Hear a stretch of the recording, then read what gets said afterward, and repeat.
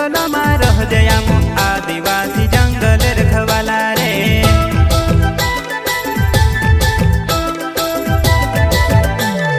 चल जंगल जमीन काजे पूजे रे आदिवासी दुनिया ने रखवाला रे। बाप देव खतरी काजे पूजे रे आदिवासी सबसे निराला रे।